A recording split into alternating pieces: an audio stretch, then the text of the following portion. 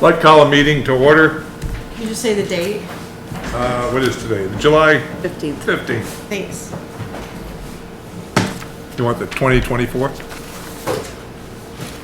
Any additions or deletions? No. Okay.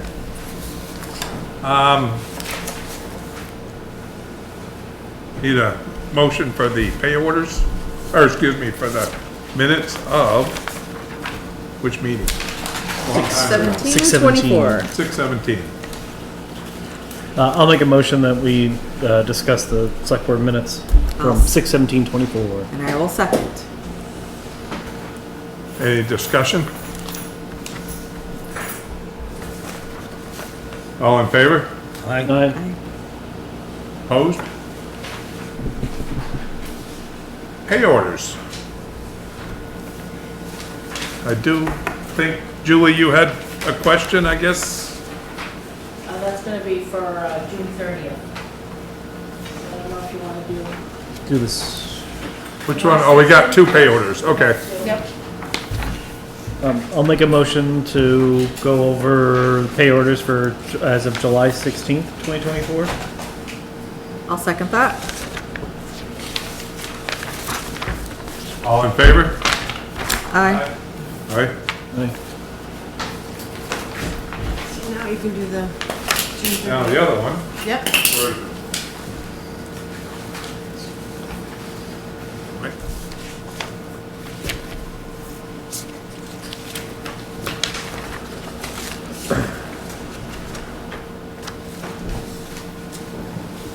Just looking for the additional.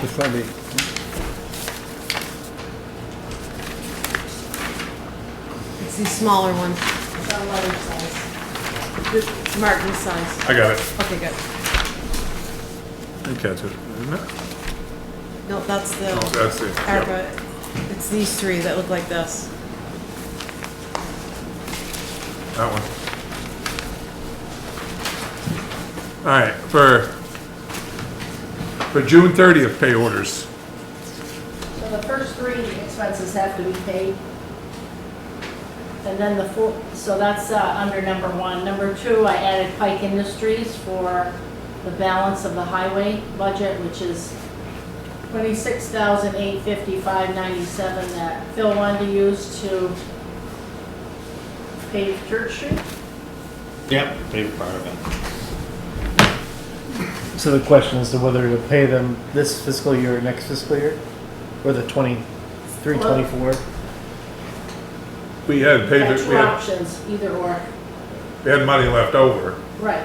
So Yeah. we used that money, we had voted on it or talked about it at one of the other Right. meetings, used that money to pay them in advance to July 1st for paving that they'll do now. They actually they're finishing right now. Right, So so, I would cut 4 checks for June 30th for the, under number 2. Okay. So, right now, the preliminary general fund, we have, 436,707.70.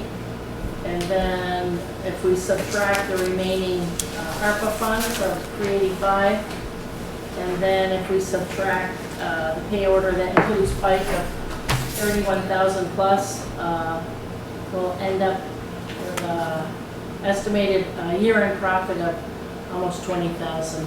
That's good. which will go back into the general fund for, Right. Start off next For year. lower taxes. right, Cool. and that's a good thing. So we need a motion to pay these? I'll move pay them. Using scenario 2. Do we have to specify for you, Julie? Which one you want? Did you have to specify for you Yeah, scenario 2? 31,000. Yep, okay. Seconded? I'll second that motion for scenario 2. All in favor of scenario 2? Aye. Aye. So on the second thing, we have to open the Wallingford Asset Fund with the remaining ARPA funds. Okay. So I guess I need to add to the pay order for June 30th. the 385, 40311, if that's what you want to do with ARPA funds. And that's what we, That's what we had decided to do with it. right, and we asked the voters to be able to do so. Right. Right, the voters approved up to 466,789.51, Okay. but we've used, that much for Right. we funded those projects so far, have a remainder of 275, which are for projects that were approved but not funded, and then the 109,857, which I believe you were gonna use towards the sidewalk fund, or funding the match.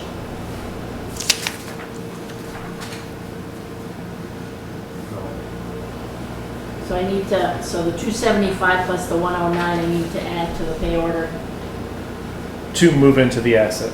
yes. Yeah. Which is a total of 385, 40311. 385, 40. 3011, okay.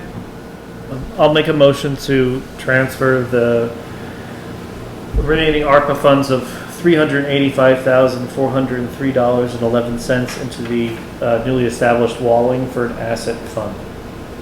I'll second. All in favor? Aye. Aye. Opposed? Nobody? Alrighty.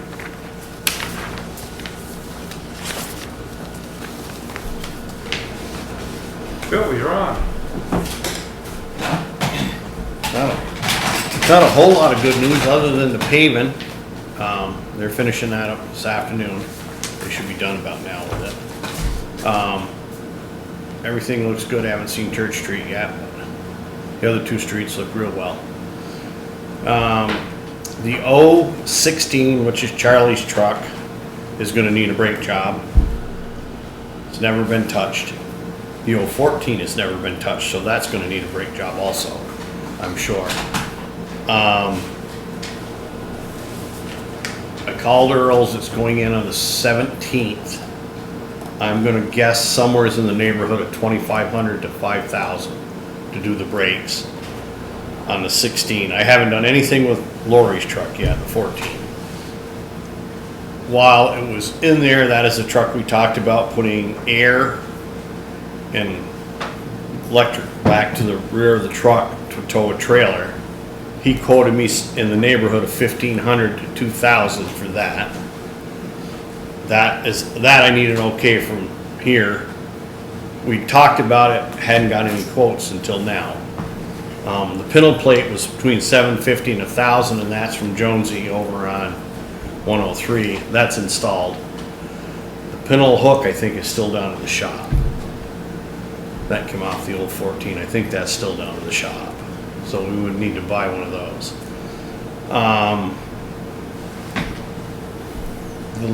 I guess we ought to go with that first. If you decide you want to do that, electrical and air to the back of that 16,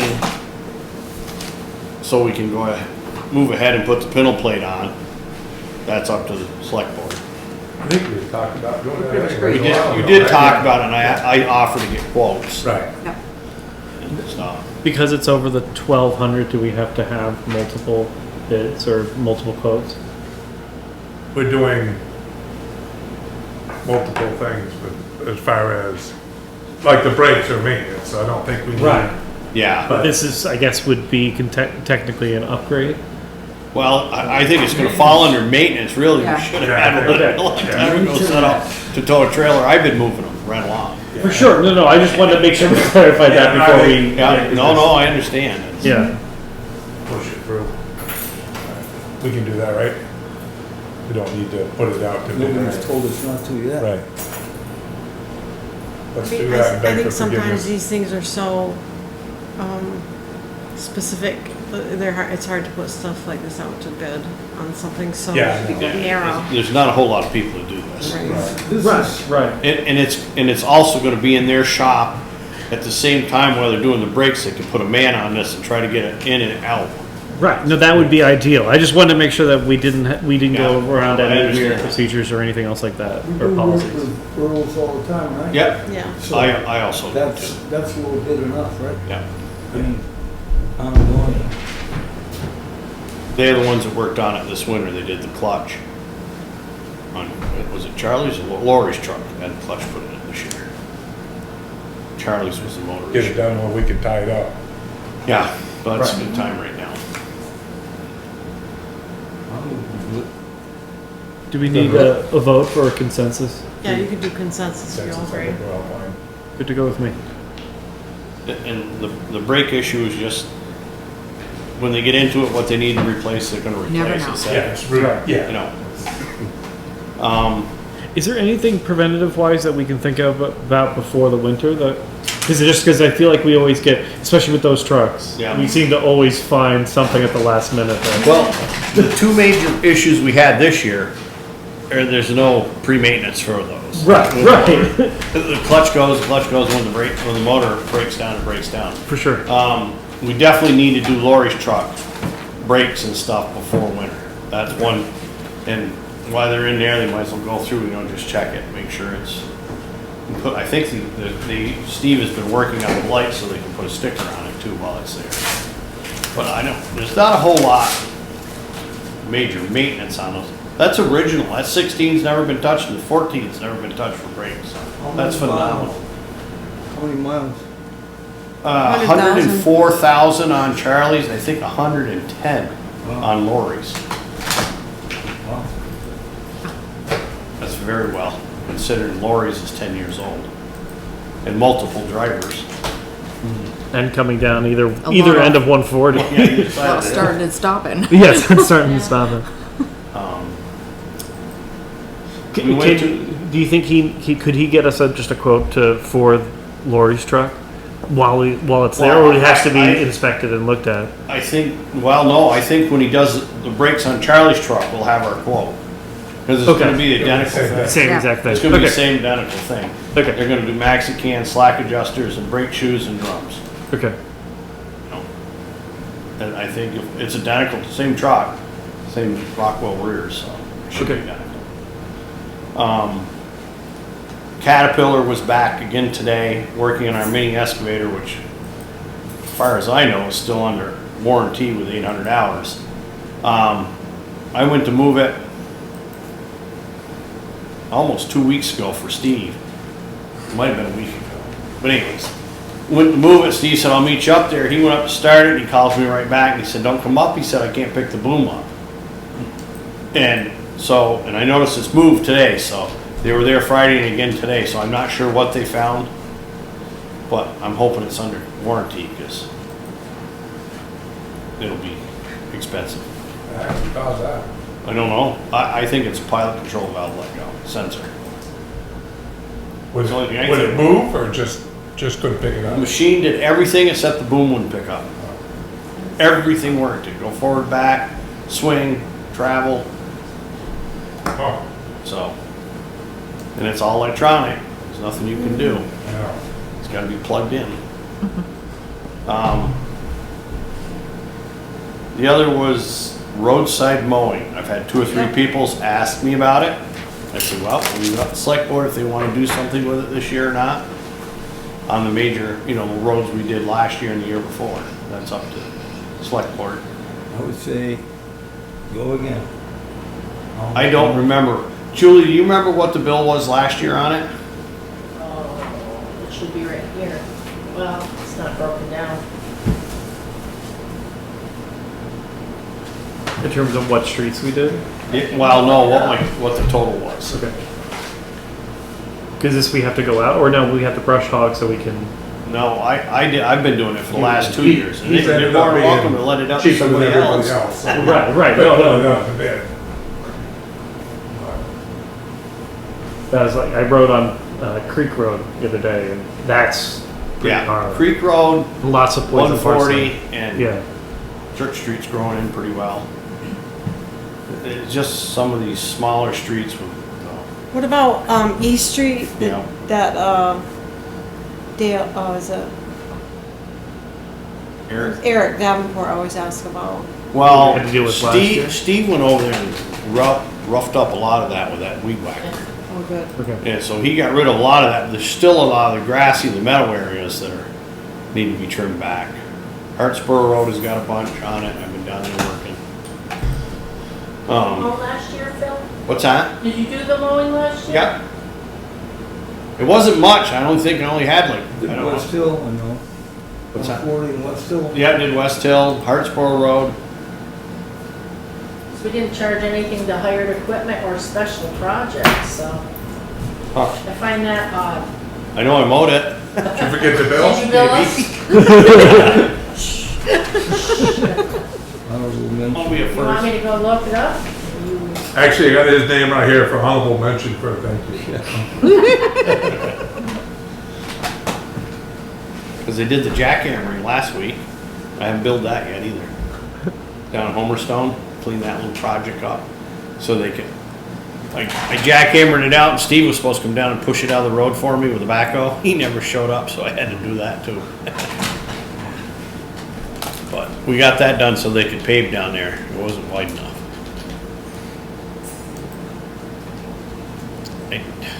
Yeah, I know, I must have done it last year. I Go had look it to. up. You wanna move on to something else? Okay. So other than, was there anything else, Sandy, I had? So there's Shannon wanted to know if the road crew can move the concrete bench. Yeah.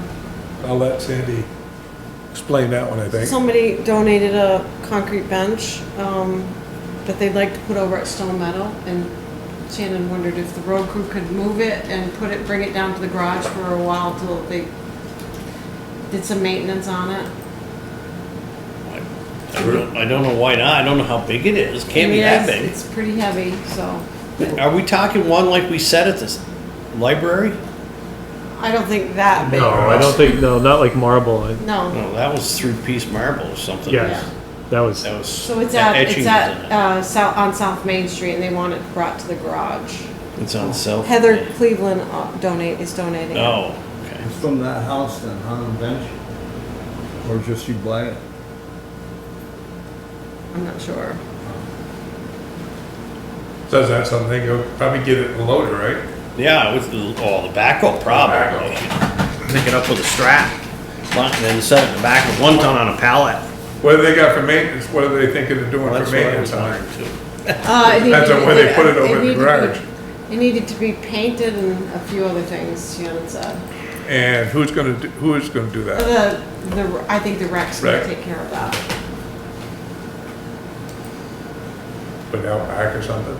Well, they put it right in the It's- shop, it's- I'm Oh, sure. yeah, how long is they're there when they, Shannon wrote that it's a, Heather Cleveland is donating a very large concrete bench she'd like to donate to the town.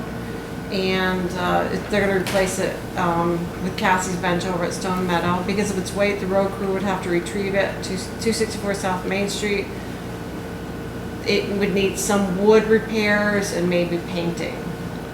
I guess we had to look at it before. Yeah, that's what I think too. Definitely Just go look look at it first. before we commit to I it. actually had left a message at the garage about this. and So I don't gave wanna them- go across their lawn and make a No, mess of something and just to and lose. I gave them Heather's cell phone number to get in touch with her first. Yeah. I left that at the garage, so. yeah, especially like if there's wood, if it's one of those ones where like it's 2 concrete sides and then wood planks in the middle. Yeah. If any of those are broken, you try to lift that, it's It's gonna fall apart. Right. Yeah. And if you, on her, she's had a ton of work down there. She's made that place look very nice. I definitely wouldn't wanna track across it with a backhoe, Look first. just to retrieve an old bench. Okay, so if you see Steve, just ask him if they can Alright. just go take a look at it first Yeah. and see if it's something they can move and let us know. Sure, we can move it, I just don't know whether it's gonna be a feasible Right. thing to move. depending on what it is, I could Yeah. run over and get it with the forks on my low Yeah, a track. little track. Well, that's what I was wondering. As long as it doesn't go over like 1,000 pounds. I Well, I'm can- wondering if we could just fold it down kinda easy and set it on a pallet. Yeah. You just pick it up with your forks and walk away with it, Yeah, instead of driving a great big tractor. We'll have to look at it. and look at it, let me know. All right. I guess that was it. Honorable mentions Bill and Stephanie Brooks for the newsletter donation. Max Roundy for raking the entire Elfin Lake public beach. Did you decide what you wanna do with roadside mowing?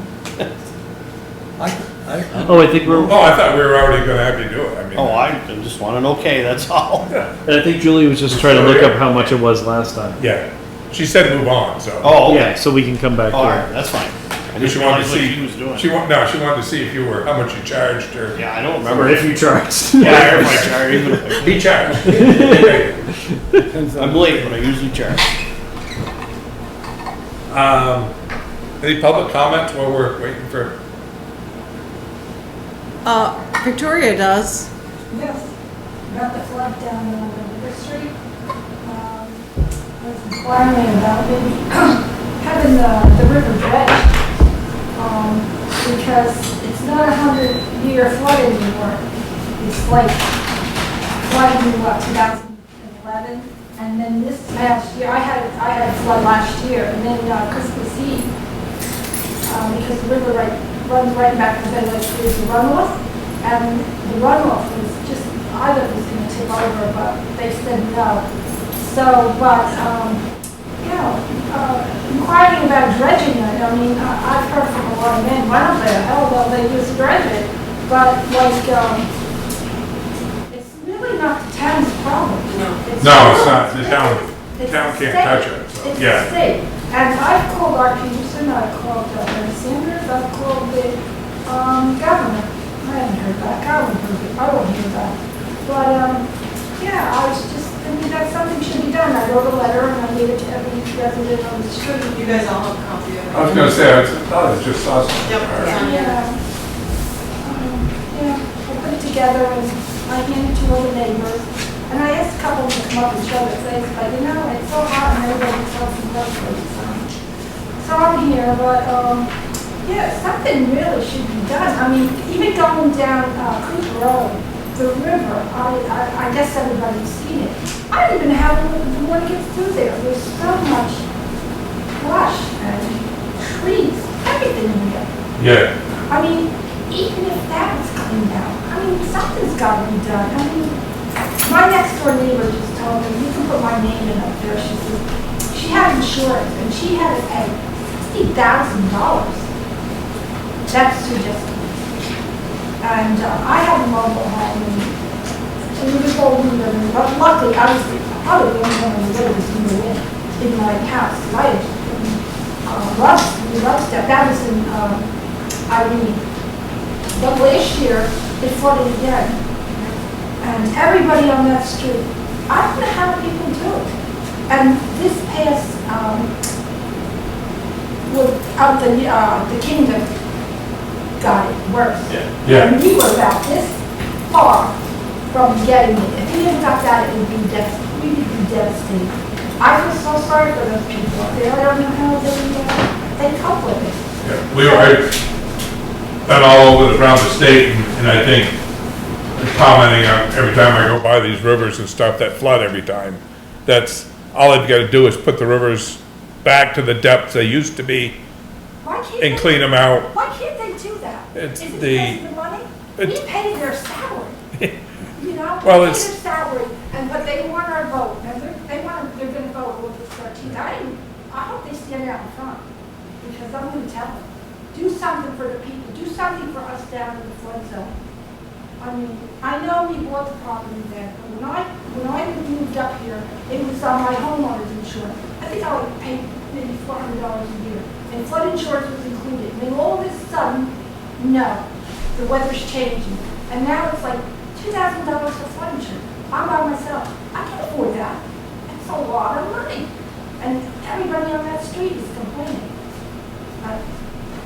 The state won't do anything for us, but can't you get it to I know. But you know what? They are, I'll tell they want people to get flooded out. So they're in business, so they have something to do. And besides, all the flooding that's taking place, all the oil is going into the river, everything is backing up, it's disgusting. The biggest problem is, Money. no, state of Vermont is worried about their fish. Oh, poor one. No, believe me, it is. There's a guy that rules this.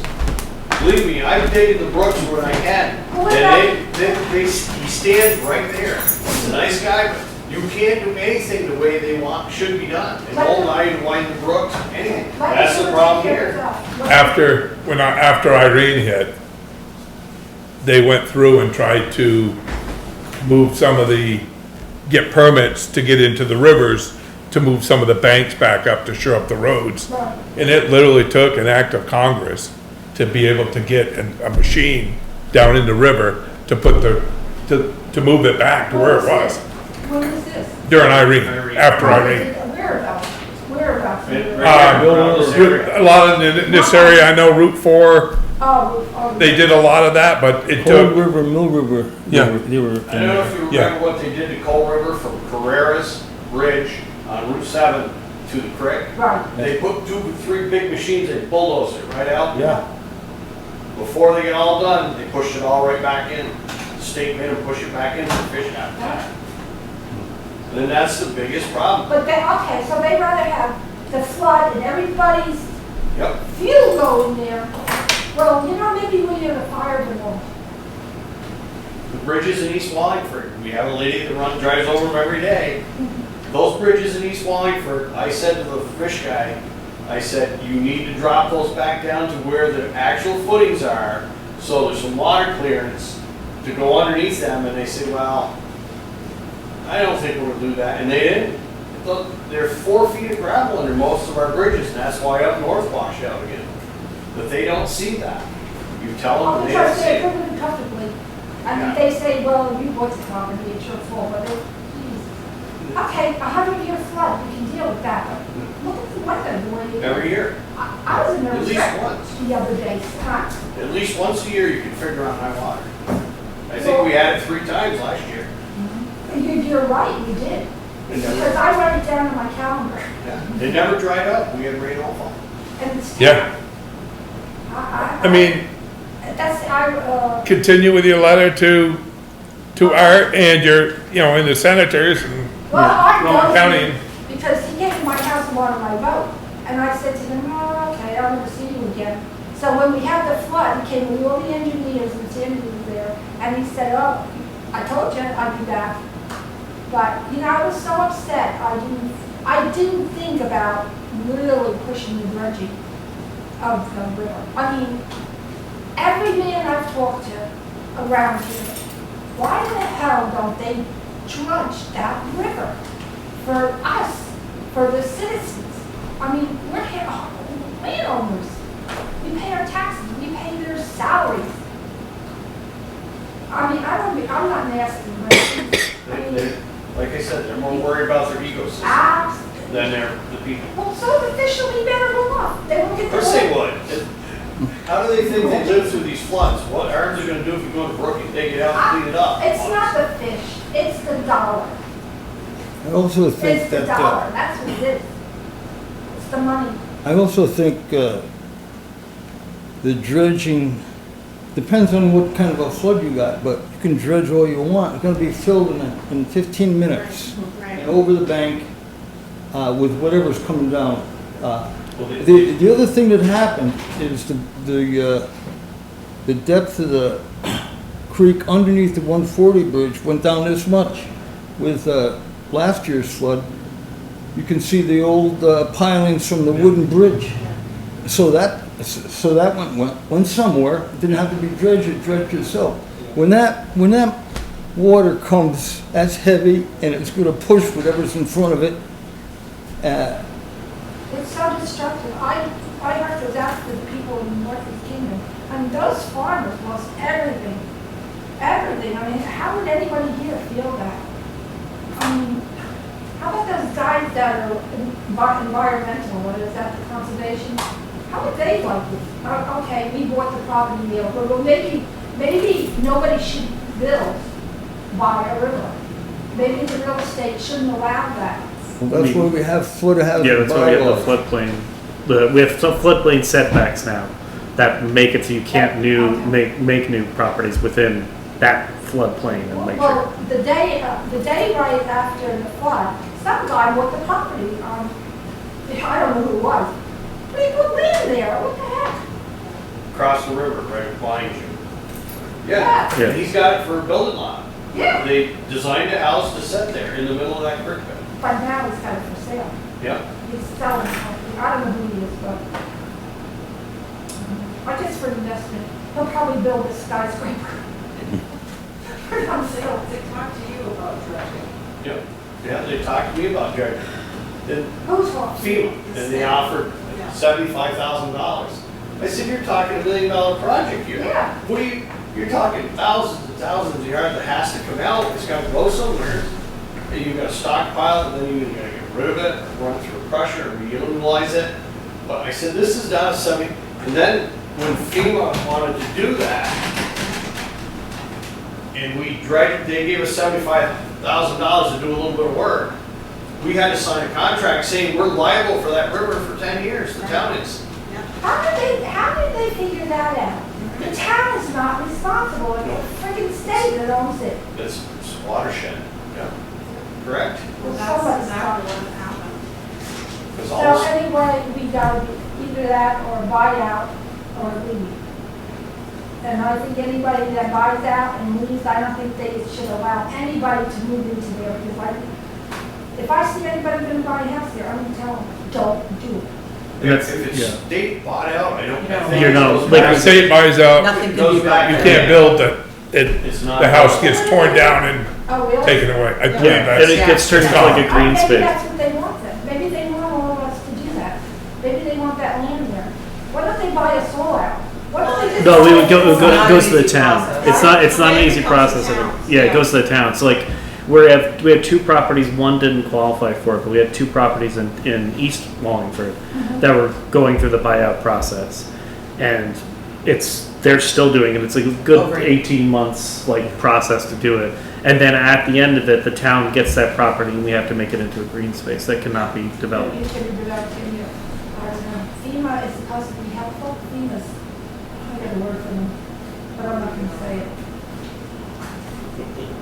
But it's, with climate change, we're going to see this more and more. Oh, climate change has been like this since I was a kid. It's just. No, it's definitely climate Yeah, I change. know. It is. Who did it? We did. Yeah, I know. I don't wanna put the finger on anybody, but it starts with an M. Well, man and woman did it, yeah. But mostly men. Well, yeah, okay. I'm sorry, it's mostly dudes. Yeah. Mostly dudes, records, boys. You have to be kind nowadays, but you have to speak in mind too. I know it's not gonna get into it, but I said, oh, low and all. But I know it's not the town, because I even put it in the letter. I know. yep. But you can't do it, you already tried, huh? Yeah. So we're stuck, either buy out or shut up. Or just keep ruffling feathers in Montpelier. Yeah. Yeah. Well, they got my number, and I'm calling every single day. And Bernie Sanders is on on television, he said, I'm gonna help all those flood victims. Anybody has a problem, you call me. Well, he's gonna get me, he's gonna know my name, because I'm gonna keep calling. You have the number of that, that's not gonna matter, they're not gonna do anything. What is it? The DEC? DEC, yeah. What if I write them a letter or call them? Yeah, I can give you that. Yeah, you did, I'm gonna keep Okay. doing it, because something that's not right. It's not right, how would anyone, I know, because we never buy that here, but can you imagine how we feel? Oh, no, it's gotta be absolutely terrible. I sat at that television the other day and I said, oh my God, please go. Please rain, I can't see it when they say rain. But anyway, I'm done talking. I just want to. Oh, we appreciate it and I don't Yeah. we feel your pain, but, we're kinda, like, she's asked me to get a buyout. Oh, at my age, where am I gonna go? Whatever, we're gonna pack up and leave. What am I gonna do? 78 years old, where do I wanna go at my age? It's awful. I wish I would never bought that place, but when I bought it, I thought, oh boy, the river, who would have thought of flooding? Flooding that bad. Right. So when did I come for 2000, I think it was. That's I mean, 76, I think, was the last flood, so, major flood other than until Irene. yeah, yeah. Even Sue next to me, she had that fire and then she had the flood. I said to her, If I had a house, that's what I would do. But I have a mobile home. Don't look like a mobile home, but it is. If I could put it up and stuff, I would. Because when it floods, Irene was bad out. It just came right up to the tip of my door to go in the house. I just put rugs there. My daughter went to look at it. She said, Mom, it didn't even go in. I said, you're kidding. I just filled the kerosene tanker. It knocked the tank over, but none of the kerosene came out. And they checked it. I got all my kerosene back. But the only thing, everything underneath is. And then I didn't have insurance. And I didn't. FEMA helped me. But last flood, I didn't have insurance. I didn't have it. I cannot afford insurance. I can't afford what they want. I can't. I take care of myself, and I can just about do that. So, screw you, everyone. That's what they're saying. I'm terrible. But you gotta be calm. You're truthful. Huh? You're truthful. I figure somebody's got to do it. I went all to the houses. I talked to everybody, well, except that one at the corner. You know the house goes this way? Yeah. Who is that? They never answered the door. Steve Drogocheski Oh, that- on the very end with all the tractors. Yeah, That's Steve. yeah. He's got himself a nice retirement fund there. Yeah. If they don't get flooded away. Yeah, I'm surprised. They must be really solid. Yeah. So I guess, but I'm gonna call. I'm gonna keep calling. Good for you. I will keep calling. They will get sick of me. And I hope Art Peterson is. Are they gonna vote here? Will the vote? He's not He's running not running again. again. Oh, he's not. No. No, so you might wanna find the other, Oh, yeah. there's a, I can't Just remember give who me else. Da- David Yeah. Weeks is our Okay. senator. Just give me Yeah. everybody, Yeah. because I'm gonna ring their phone. There you go. And I know they're gonna say, oh, she's going to hard hit right here. Well, right now, but. Oh, well. But it is all right now. It's because we know what's going to happen again. That happened. So just a year afterwards, we need to find ways to prevent it as much as we What can. if they built, a cement wall back there? It would just make it faster. You look at LA when they have the LA River. It's basically just these concrete funnels that just send the water out into the ocean, but they also make it incredibly dangerous. Well, I really don't know how that road goes down, Creek Road, I really don't. I don't know if anybody has been down, have you looked at that road down there? Oh, no. It's unbelievable, I don't even have one to see there. I was down there the other day, my grandson was, oh, God. They can just those us, no, it's not the town's problem, it's the state. I don't want to make trouble for you guys. Okay, let's go on to everybody else. Nice meeting everybody. Well, thank you very much. Thank you. Sorry we can't help you other than, Yeah, well, Commiserate. At least I tried, right? At least I let you know. I know Right. Yeah. because she already told me, and really, it's not your problem, it's the state.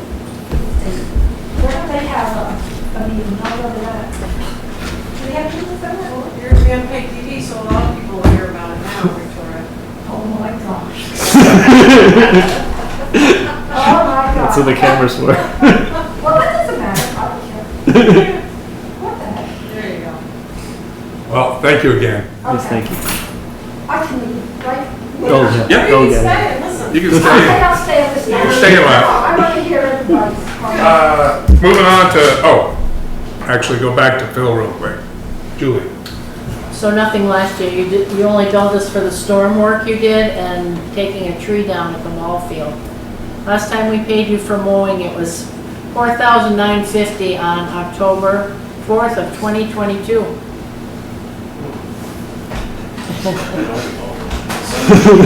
Thank you. Thank you very much.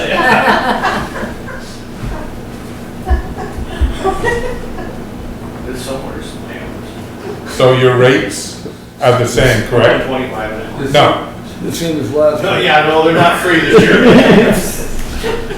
you didn't get that. Yeah, I did, took me a second.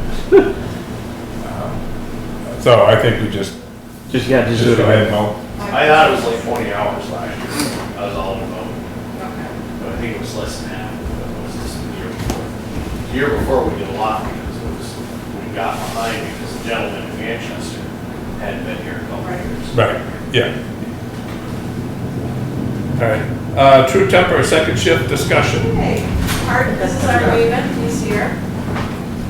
Yeah, so Arthur Nemeth from Ames, and the company was asking if it would be possible if we can do a second shift. It wouldn't be like right now, but it'd be down the road when we need more capacity. They're looking for a place to expand, and so that's what I'm here for. It would be until 11 o'clock at night. Preferably midnight would work better, but you know we can get away with 11 o'clock. So would it be like 3 to 11 or 3 to 12? Yeah, it'd be either 2:30 to 11 or 3:30.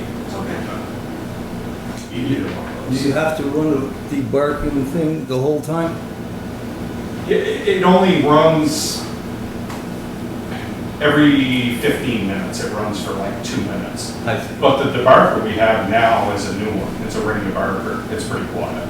It's not the old rock head debarker that makes a lot of noise. It's pretty quiet. I guess the only thing in the noise ordinance is outdoors. Yep. And it says 9 o'clock to 6:30 in the morning, it should be quiet. So it would be 2 hours, and every 15 minutes would run for 2 minutes. you're saying? Right, about every 15 minutes. I've never heard it, so I don't know how loud it is. It's not loud, I live right there. It's not loud. It's enclosed though, too. Right. It's mostly enclosed. Yeah, It that's goes what I out was of wondering. the ring debarker comes out of that and goes into a magnet, right? Right, it's not, it's enclosed, but it's not inside. Right. We took some noise readings. Oh, cool. It kind of gives you decibel levels around. So you said you can hear it, but it doesn't, it's not that bad? You told me? So Yeah. Oh, Sorry. no, it's fine. I don't want to be, I don't hear it, it's not that loud. I mean, at 9:30, 10 o'clock at night, you would, Well, and I would wait downtown my work. You know, I work hard. Yeah. So like a normal conversation is 60 to 70 decibels. Right. So this is all around the perimeter. I took some readings and that's what we got. And, you know, you got the blower, you'll hear the hum of the blower outside, it's 83 decibels. And the other is the kickers and the debarker from 76 to 90. And they're no loud points. Yeah. It's the equivalent of a garbage disposal. Yeah. Or a motorcycle at 25 feet. I was just looking at a chart that has all different decibel levels. So that's not, I don't think there's any issue then with in terms of the noise ordinance. No. no. And then we don't have anything for light pollution or anything else like that, right? No, and Erica, our zoning administrator, looked into this, and she hasn't found anything that would stop this, except the noise ordinance, and that doesn't seem like that's an issue. There originally was a second shift there. Yeah. Yeah. I used to work there in '78. Third shift, actually, three shifts there. Yeah, I knew there was two. So, I mean, this looks, Yeah, it doesn't look bad at all. I mean, a dog barks 100. There you go. So my little Babs is louder than, than the entire plant. muzzle. all 36 pounds of it. Yeah, I have no problem then. 'Cause that was the biggest thing, is just trying to make sure that it wasn't going to be too loud Right. when you were running all the way up to 12. Most of it's inside, it's all contained, and it's pretty quiet. Yeah. I mean, yeah, obviously, if you've ever been around there during the day or walking up the street or something, it's pretty quiet. Yeah. You need a motion to, No, I mean. by consensus, just, You could do by consensus that you support there for a second. are we all good with? Yeah. Yeah. Support it Yeah. completely. Yeah, try it anyway. So Only Yeah. somebody's left somebody down. come back. Yeah, exactly, that helps them. Yeah, so yeah, Rob brings up a good point, is that the Somebody only, could come back at Right. us and say, there's an ordinance, and say, you guys are not doing it. And we might have to revisit the issue, maybe do more enclosure or whatever, but it sounds like Right. it's almost enclosed completely now anyway. Yeah. And I think from what it sounds like is, I don't think anybody will even know they've started a second shift. Right. Except for the first. In fact, Yeah. in fact, you probably shouldn't have come and asked us. Most people don't know we're back there. You know, so we got a backup alarm on the loaders. We're gonna change them from a beeper to a buzzer, so it's really low buzzing. And we got the one kicker that goes up to the 90 decibels, it'll make like a little bang, and that's like the peak of the sound every so many minutes. We're gonna do something with that. We're gonna soften it up, you know, take the noise out of that. This is the way it is right now, but we're gonna do a few things to get those high points down. I mean, with these numbers, I don't think it's gonna bother anybody. Like, We've never had a complaint. We've been here 33 years. Right, yeah. Yeah. Have you I ever can't had, remember anybody ever. have you ever had night shift before? Yes. Oh, yeah. Yeah, 40s, 50s, 60s, 70s, all had night shift. And I think we had a second shift back in the 90s for a while. I'm glad that you're sensitive to the issue though. Yeah. Very sensitive. And I'm glad business is going well that you need to add a second shift. Yeah, we're still Ames, we're working for Grant out of Canada, and they're like our sister company, we got the same parent company. And so we work full-time for them, and they're looking for a place to expand in case they need it. So, so it's good for Encourage them us. to keep you going. That's it, keep going. And, yeah. Give people jobs. Yeah. Yeah. And if it works and we can, then they just wanted something like in writing or something drawn, just so they know, that, we're good to go. Yeah. Oh, Yeah. you wanna write something up? I can write him a letter that what happened tonight. Yeah, Yeah. Okay. Excellent. thank you. Thanks for coming, Artie. Yes, thank you. Okay. And thanks for the documentation. Sure. you Yes. need that. Other than that, any questions? Nope. No, I don't think so. Okay. Thank you. Thank you. Thank you. Thanks, everyone. Yeah, see you. Moving on to restorative justice, I'll turn this one over to Rob. Yes, with us tonight is Samantha McPhail from Rutland Restorative Justice. And you all know we had a problem with the youths, and we agreed to start the process. We've come up with a rough idea of what we want them to do and what we're going to give them for their efforts. It was painting the picnic tables and meeting with the people who were affected by the crime, in return to probably dropping the no trespassing for 2 years. So, does that sound like, That sounds definitely workable. I would say the majority of our programs, particularly Barge, which is our youth program, when a referral doesn't come in direct from court, they tend to go through Barge. So it is a voluntary program, and I think, having that carrot, so to speak, of what you're willing to offer would be very beneficial. Just kind of reiterating, we can't force them or make them participate in the process, but being able to offer something right off the bat, I think is really helpful. And Restorative Justice would be more than happy to facilitate that conversation and that process. I was talking with my supervisor this morning about the difficulty of getting all of the involved youths into one meeting. So that could be... they would have to all agree though. I don't know, I'm not sure all of them are going to agree to anything. Exactly. Yeah. And so usually the way that we do those restorative processes are one responsible party at a time, and then we have, community volunteers, and when available, impacted parties are welcome to join us as well.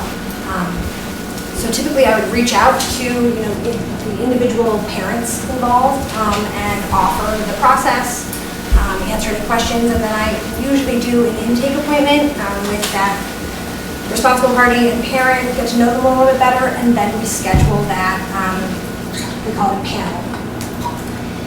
To get them all in one, I think would be very difficult, but if you're open to scheduling that after I've been able to do outreach, and if they can all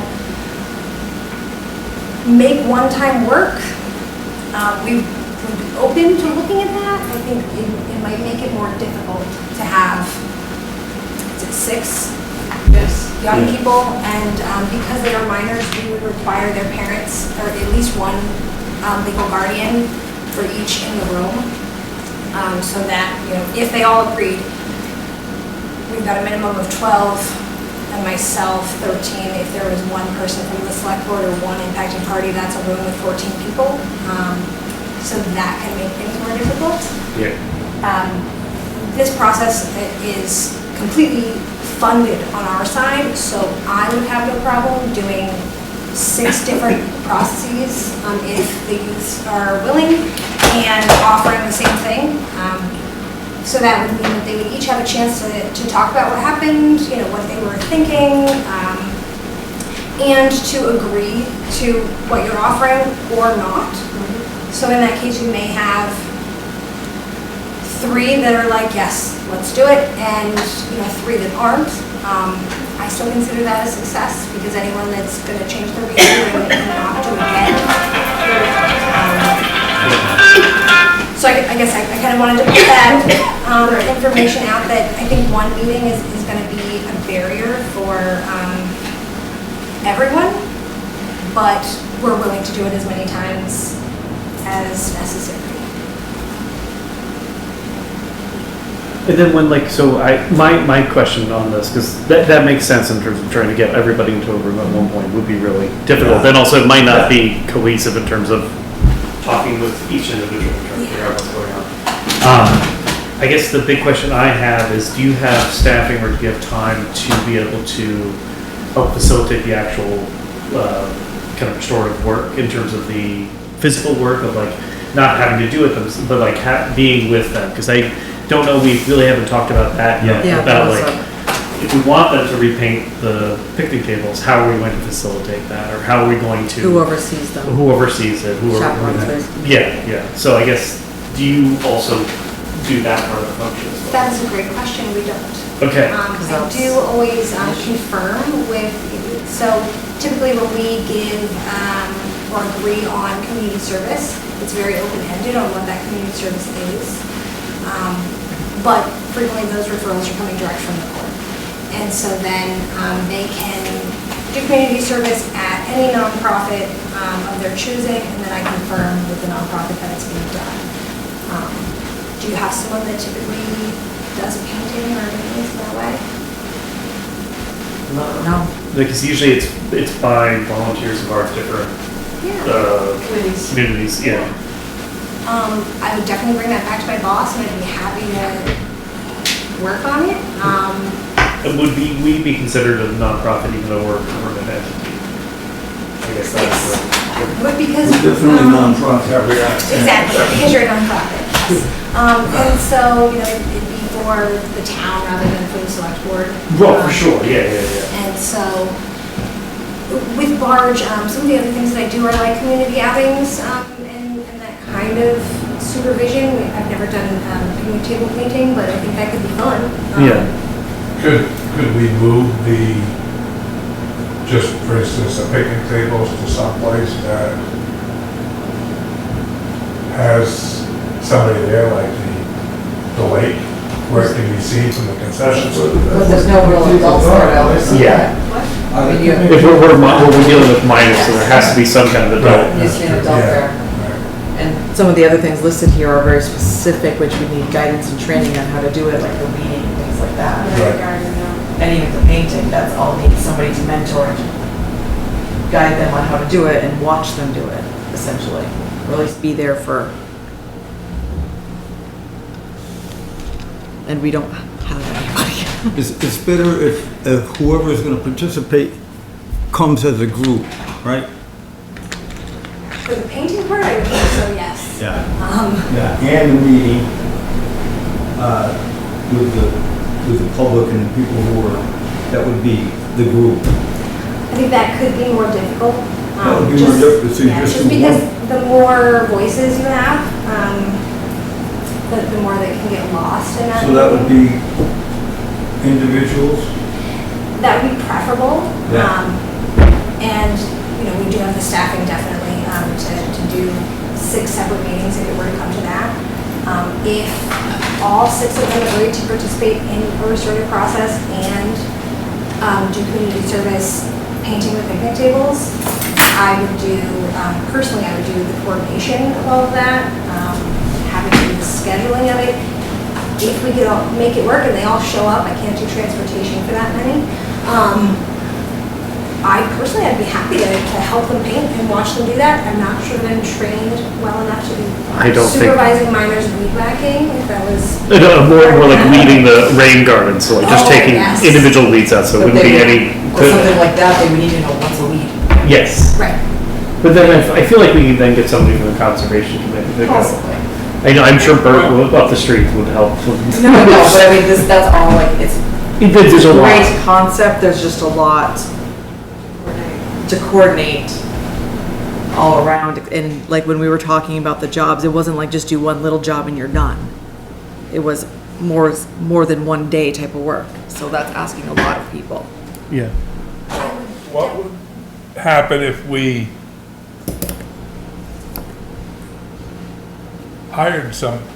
we hired somebody to paint the picnic tables with the understanding that their help are these individuals the day of the painting, or in other words, these individuals are going to help who we hire to paint.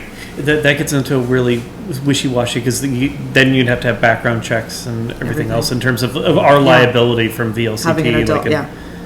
Making sure that they're, And that's with anybody. No matter how we do that. Yeah, yeah. that's So even what, if we have somebody overseeing, we still have to go through that. right? Any work with minors. Yeah, you need, That. exactly. So it's like a big block of doing anything like this, unfortunately. Not, I mean, great. Yeah. I would encourage that, because there are different tasks that you want done, if you were able to estimate a number of hours that an individual might be doing that, then on the restorative justice side, we could recommend that number of hours for the town is what their agreement is, so then one individual might be painting and one individual might be weeding. That was some of our questions, of what is the best way, is by hour or by tasks? If you have somebody that's efficient. Yeah. And they actually get it done quickly, then that's. I wonder also, even if we could do it, so thinking about it, like, do you have any success when you've had these kind of community service projects where the parents or the caregiver are actually their supervisor, like during those situations? Yes, I would say that when a parent is directly involved, all of our processes are more Right. successful. And, sometimes that direct involvement is setting up, coordinating with the nonprofit agency, and providing transportation and just checking in and make sure that they did it. Yeah, I was thinking like if we could almost do like a thing, like if we wanted somebody to paint or wanted somebody to weed, if they then just at the end took pictures and sent those to us of what the work was completed. But we run into the problem again of somebody has to set them up with the paint, somebody has to But tell them that's, what to paint. yeah, So we're now either hire somebody, which requires the background checks to work with minors. but if we have the support, if we can use it where we have the support of the parent, to be able to be that supervisor. And then we could do one thing where like you could bring all the paint to a place, say, this is what you're going to be doing, and then let them go, and then they don't have to have that interaction outside of supervising with the parent. The parent takes the responsibility of making sure everything gets done, and then we are just providing the materials to do so and the instruction to do so. Yeah. Sounds good. I like that. In that way, I did bring just a couple of our blank restorative agreements Right. for you to look at. This is just what we use for everyone. And it says in that last column, who will help. Okay. And so in your meetings, we always talk about, if this is what we're agreeing on for your task, if it's on a due date, then they identify who is able to, to help them in any kind of way, whether it's supervising or keeping them on task with communicating with their service providers. And usually I find with my clients, it is a parent that we put in their box. Sometimes it's a teacher if they know someone that they're close with, but the more community connections that they can build in the process really improves desistance from the behavior. Because you make it so it's not just an act against like in this case, vandalism of space, that is a inanimate object that you're playing around with versus this is something that's going to impact somebody's daily life or work life or something like that. And they can make that. And if they see that person around town, they're like, oh, I feel a little bad now. Well, in that way too, I brought a couple of blank harmed party impact statements. That these also, we use these for individuals, but they can use for businesses as well. So there's a lot of questions in there, and they're really asking how did it impact you.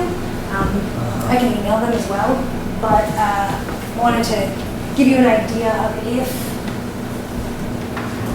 impacted parties in the community were not able to, because of scheduling or travel or whatever, physically attend any of those panel meetings.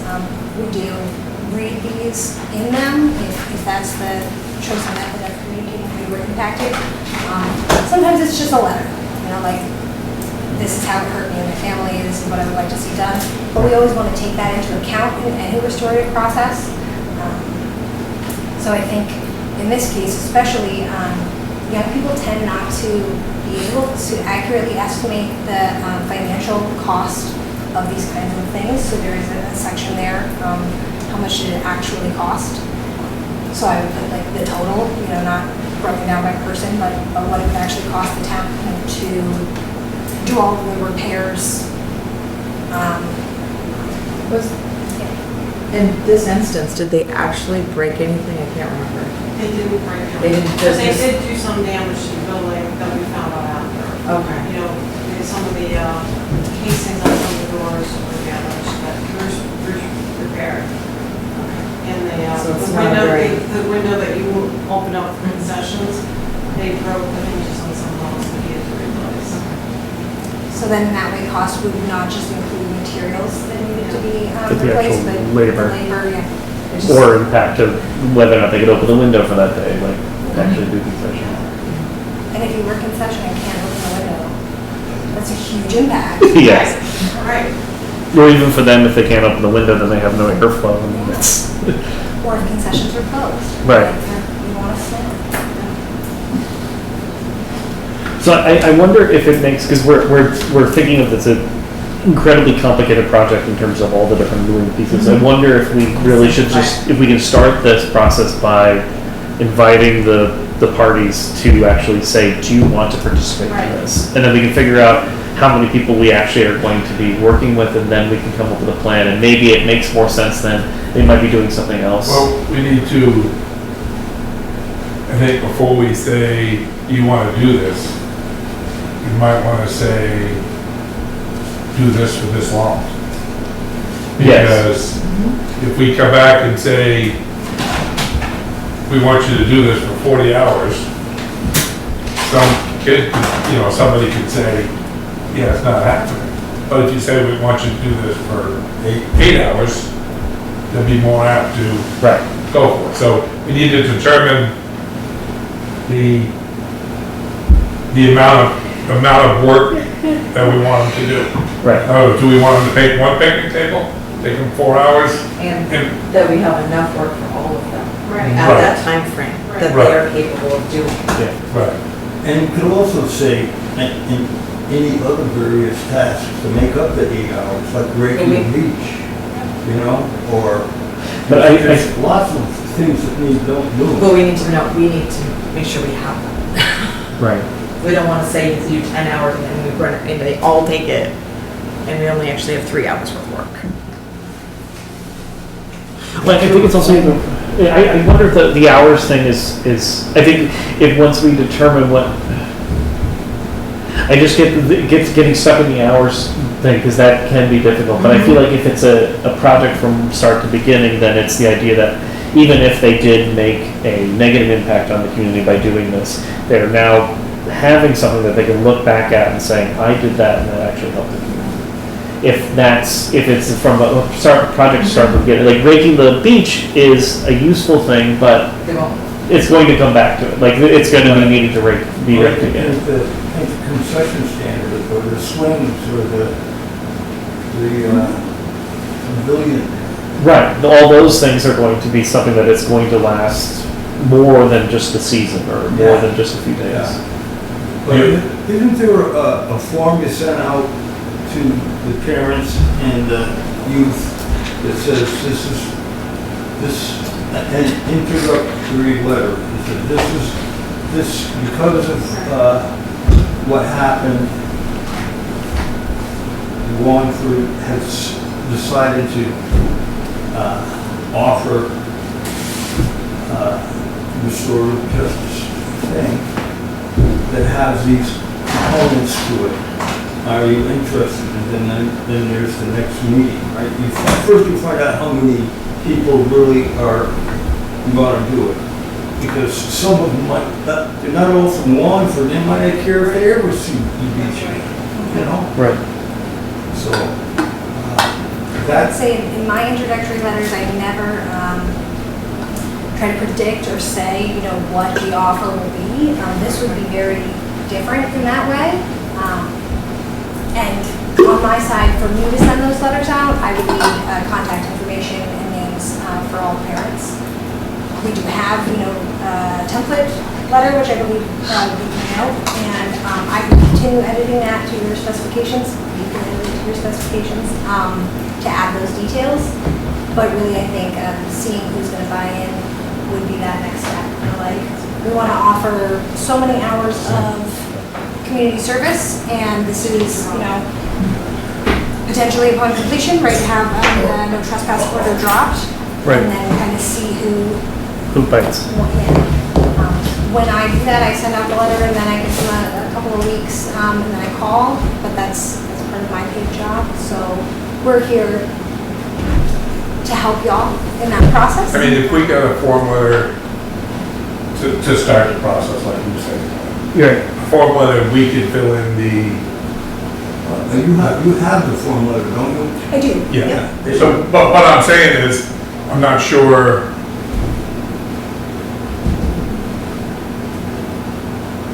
What am I trying to say? I'm concerned about they all being minors, of having their names and addresses out to a third party.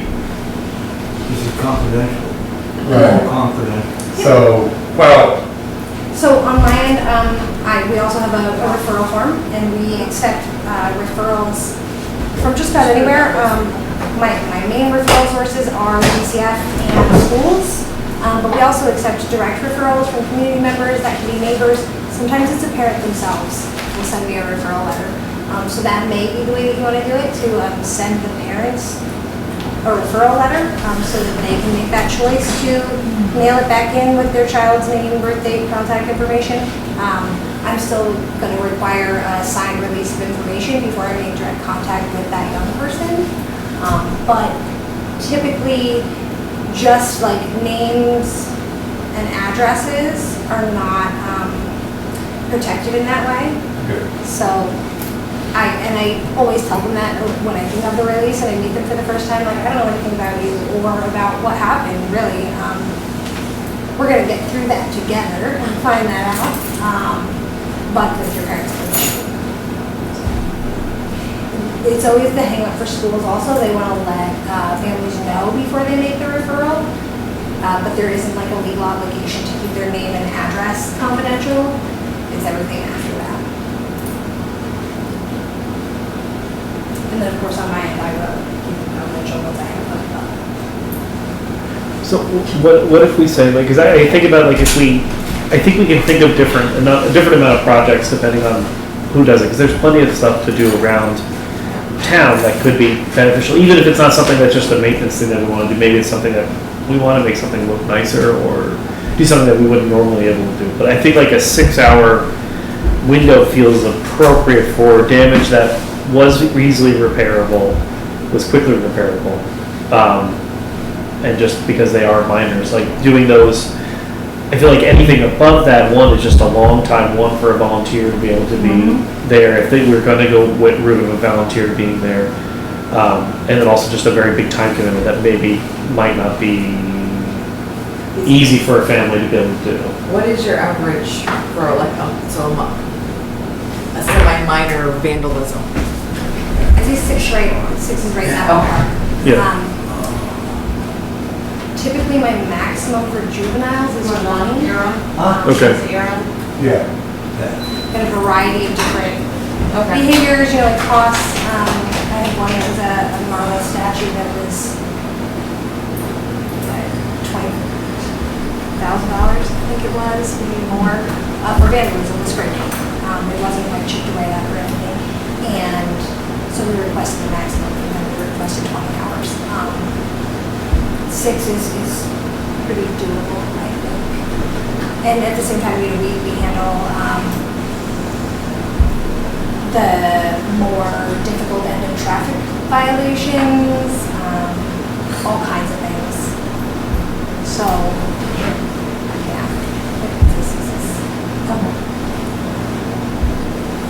So that way we don't have to figure out the projects just yet because we don't know what it is, but we have an idea of this is going to equate to 6 hours per person.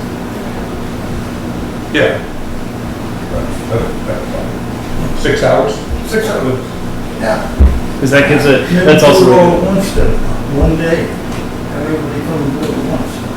I think if ideally, I think that would be the best if we had Well, we it. have no control. We have no control, what depends on, because the weather could affect that, anything could affect that, but. And if, you know, you're buying a parent, if they're working for For sure. children, you don't know what they can only maybe do it 2 hours at a time. Right. And that's And what then we we'd have have to- to going into knowing, Right. maybe all sectioned out, right? And then maybe then we have to figure out the project by individual, depending on what their time constraints are. Yeah, but I think we should move forward and send out the letter. I like the idea of going to the families first so that they can then sign the release for you folks to be able to have that information, and we don't have to worry about that transfer of information. Good with that? Yeah. Okay. Let's go. Cool, thank you. Thank you. Thanks. Thanks, man.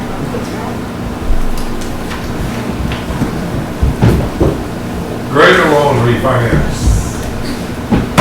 Finally got to you.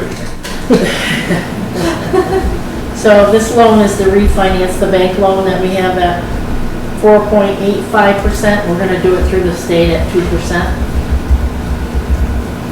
So it shows what the yearly payments are gonna be. That includes the interest. Okay. And just one of you need to sign it. What do you think, Julie? Accept it? So you need a motion? Yeah. Or you want to make a motion? I'll make a motion to accept the finance and purchase of the grader in the amount of $110,000 over a 5-year term at 2% interest. Second. All in favor? Aye. All right, on to town hall heating and cooling. Boiler replacements. So the bids were due today for the furnace. Nothing. We got nothing. Zip zop. Really? That's so surprising. We only had one person show up to the site visit and they didn't get. And from what I hear, the reason that people didn't want to bid on the furnace is because the scope of work that was done by the engineer was a little more than what was necessary to replace the furnace in kind. So it got a little elaborate, and people didn't want to Waste your time. bid on something that was that complicated. So, not sure where to go with that. Heat pumps. We respect it. Huh? We respect it. We paid $4,000 for I an know, engineer. I know. Was there a cash back on it? A guarantee. Ideas? Well, I can update you on the, so I wasn't, this is the first time hearing of this. Oh. I came to the site visit, but Ralph was here, so I just wanted to make sure someone from the energy committee was here. Ralph was here, so he said he had Okay. covered, so I bowed out, but like Sandy said, there was at least one person here at the time. I left about 5 minutes into it. Right. So I thought maybe others would come, but it's, I mean, it's disappointing that that person didn't bid. Although that was Suburban Propane, so they're not contractors. They would probably sub it out to somebody, which only would have made it more expensive. Right, look. But I can update you to the second half. I can update you on what's happened on the other option to this point, and then maybe that'll help inform the discussion in terms of next steps. But so I met with, so one of the biggest concerns on the second option was a discussion about the possible need for a new service being installed. And as we discussed last time, it's really dependent upon the actual equipment that's bidded, and as well as Robbie's load calculation of the entire building, so all the existing equipment plus the new heat pumps that are in place. So all that has to happen. We had the site visit for the heat pumps. There was one contractor showed for that. I'm assuming that we'll get a bid on that, but that's due August 1st. Yeah. That's due August 1st. To help address the concerns about the service, I met with the fire district, I think it was July 3rd, and just told them what we're trying to do with becoming more efficient at the town hall with heating and cooling and through heat pumps. And mentioned to them that, just what I told you, is that we may need to have upgraded service relative to what we have access to. We talked about the siren service, which is it's an existing 3-phase service that all it has on it is the siren. So what we talked about that day was if the town hall could take over that service, the benefits to the fire district would be, right now they pay an electric bill every month, about $30 a month, roughly, a little bit less maybe. That's all, for anybody who pays an electric bill, you probably recognize that number as what our metering fees are. So Town Hall already has one meter in place. I spoke with Chris Carter at GMP and said if we were to take this over, could we roll that into one metering service? She said absolutely you could do that. So that $30 fee would essentially go away. The town, so what we had talked about was then we talked about the siren. So someone in the fire district said, well, who would be responsible for the fire siren, keeping that up? And I said that, well, you may want to actually keep that under your control, and that's what they decided they were going to do. One thing we could potentially do would be to add a surge protector to that line, which just adds extra protection to that siren. I understand that they paid a lot of money to get it working again, and the risk of finding parts and everything if something goes wrong with it in the future could be rough. So anyway, they agreed in principle to us taking over that service, which was great news.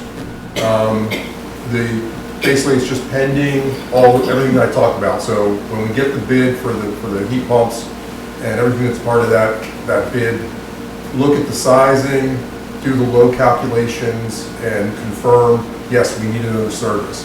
If we need another service, then basically where I left with the Prudential Committee, they said is come back on this coming Wednesday to the next meeting if I have any new information. So I told them I would come and update you. Basically, your decision would be that if we do need this additional service, the town would be taking over that service, rolling it into one metering, the cost, the additional cost would be negligible, obviously, versus the cost of installing a new service. It would, we would never make that cost up. So it's kind of like I hate to use the term no-brainer, but that's kind of a no-brainer that we take over that service for you. So that's kind of where it's at now, just pending the bids that we get back on August 1st. So as we discussed it, as I think Tom and I discussed it, if that's something you're interested in doing, is taking over the siren service, we could tell potential bidders that they wouldn't have to go out and do that extra work to get the cost for an electrical upgrade. Yeah, that was cool. Thank you for bringing that up, Sandy. Yeah, that was captured as an alternate in the RFP, if you recall. And now the site visit for the P pumps was not required by the RFP, so it's possible that we have someone else working on a bid in addition to the contractor that was there. But if we decide that we can, we do not need them to do the extra work associated with that alternate service, I mean, it just makes sense, because if we know we have access to this other service, why would we have the bidder go through that extra process, especially considering what you guys just mentioned about the other RFP and the extra work associated with it. So it simplifies things. It's a change relative to the RFP that was published. So the risk is that if there's another bidder doing it, they would put it in there as an alternate, and the other bid would not. But basically what we would need your approval on is, if we communicate that this is no longer required, if you receive a bid that doesn't have it in it, we can't exclude that bid based on the fact that it's not there. So we are gonna have to update the existing panel on that three-phase, for better name, siren circuit. I presume, because we're going to move the entire building over onto that three-phase, correct? So that panel will have to be. I don't think so. Okay, well, that's where I'm going. So Yeah. if we don't move the entire building over that, we'll have 2 meters, one for part of the building, certain things, and another meter for other things. So half the building will still be on the old power, or we have to convert it all to the three-phase. So my understanding and Robbie can speak to this better than I can, Yeah. obviously, but my understanding is that the current loads would remain where they're at on the current service. We would add, it all depends on what's required for the new equipment versus what's there, and the capacity that remains on the current service versus the extra capacity with the three-phase siren.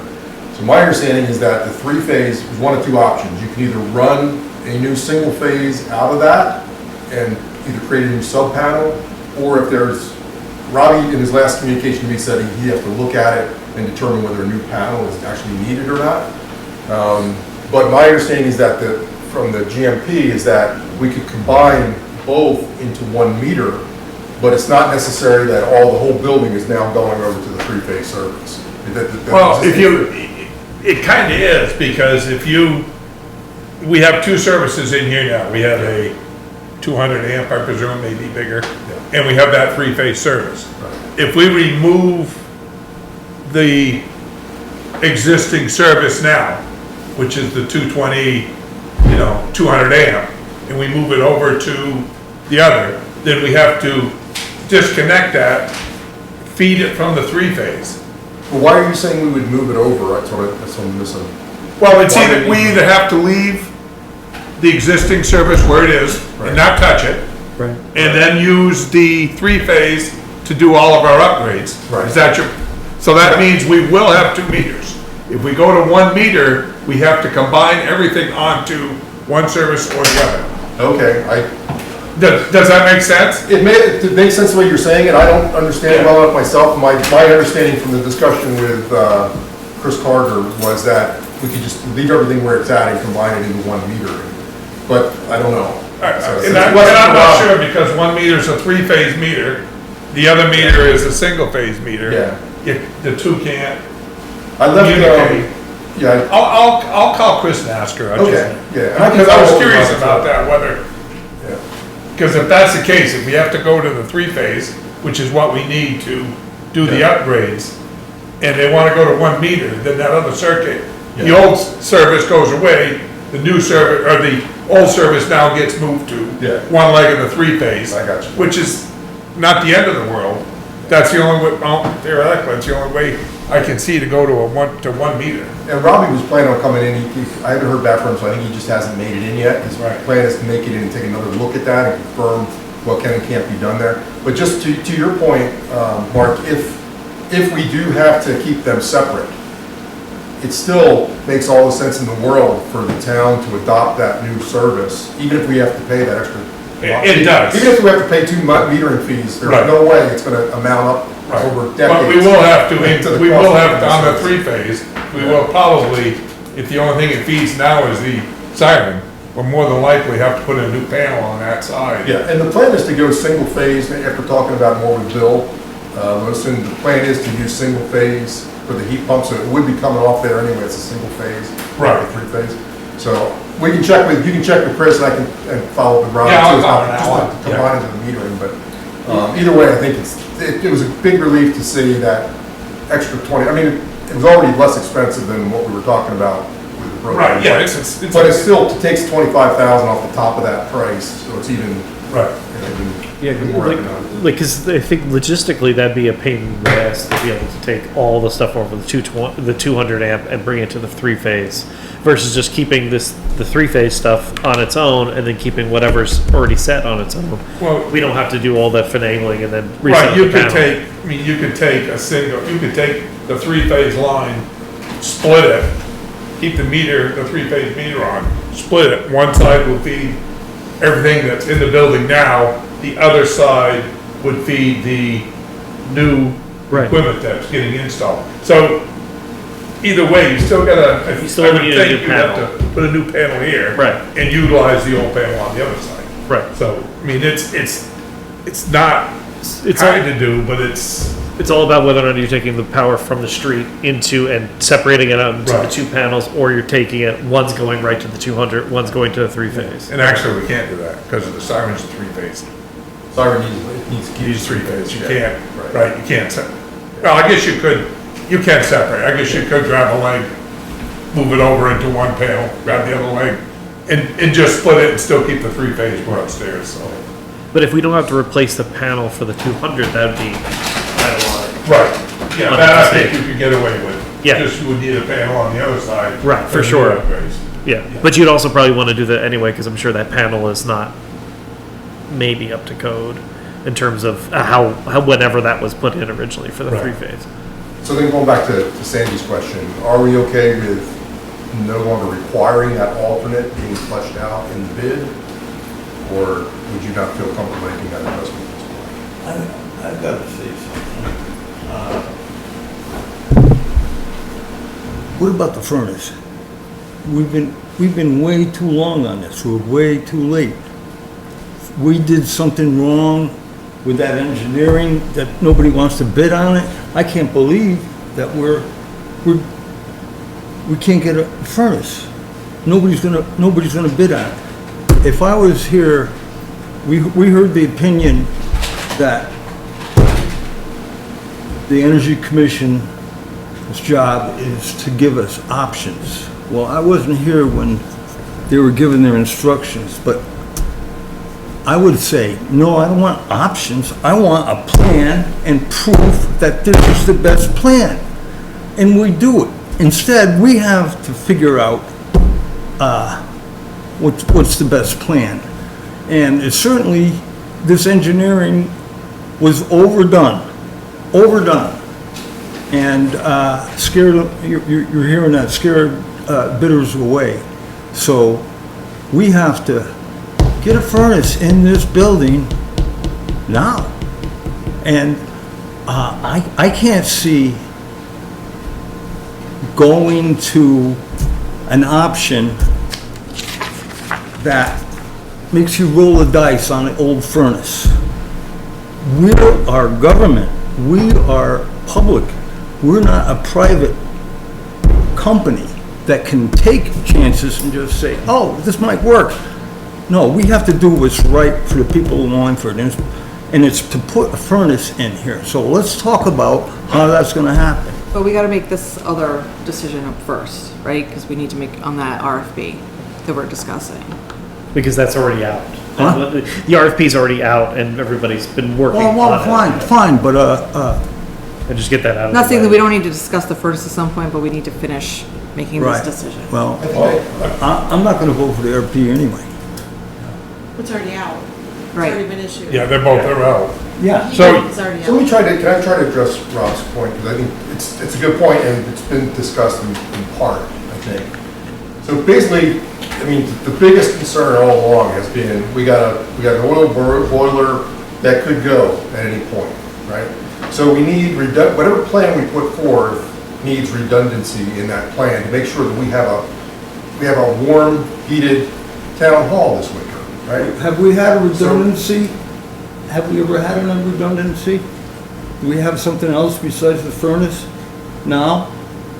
No, that's it. No, we haven't had a redundancy. No, but to the risk that you're raising, you should. You're raising a good point. So what, I mean, I think what you need to do, what option 2 does for you, is that you get your most efficient heating and cooling, your most efficient heating and cooling primary system installed for less money than it costs you to put in your secondary heating system.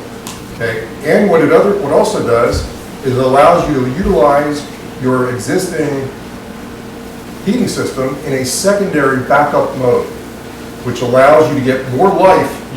It could go any day or it could not. Yeah. You could get two winters out of it. And there's no rolling of the dice, because option 2 also has a third level in it, which is the resistance wall mount heaters, which are dirt cheap to put in.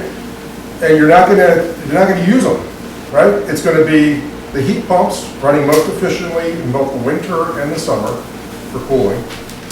And then you have your existing oil burner working with the existing hydronics and the existing baseboards, which are undisturbed by option 2. And if you get another year out of it, great. If you don't, then you have your resistance wall mounts as a backup until next year. It gives you some time, like we talked about, to get some cost information in place. And you can still put in a propane boiler next year. Now, my discussion, I don't want to speak for Bill Lawson, but I was with him the day that we were here doing the site visit. And I think you've already realized it now, and you said it, not me, that it was the proposal was over-designed for the propane boiler, right? Next year, that RFP goes away, no one bid on it, right? Next year, you get a design for the propane boiler if you determine that you need it, and you get it installed at a fraction of the cost. So going back to your comment about what's right for the taxpayers, option 2 is right for the taxpayers. I'm a taxpayer, you're a taxpayer, everybody here's a taxpayer, right? If we put in a propane boiler as a secondary unit this year at the cost or any boiler, at the cost that would be greater than the cost of having your entire system installed, primary and secondary heating for the future, it's the wrong thing to do. Both upfront cost and operating cost. It's not by my opinion, by the numbers of what it costs the town. So, my concern is and as you can probably tell, I am deadly against the electric heat. I am a heat pump person, I agree with them 100%, but the wall units for the heat, I am against them. We have no regulation over we have no regulation over anything, but I did a little research. The heat pumps, per dollar, you get about 62,000 BTUs. And it's just going by what I found, and they're all about the same. Wood pellets, you get about 48. Propane, you get about 38,000 BTUs per dollar. Problem I got is electricity, you get about 21,000 BTUs per dollar. So to run that electric heat, yes, it is green. It is better, as long as we know where the power is coming from.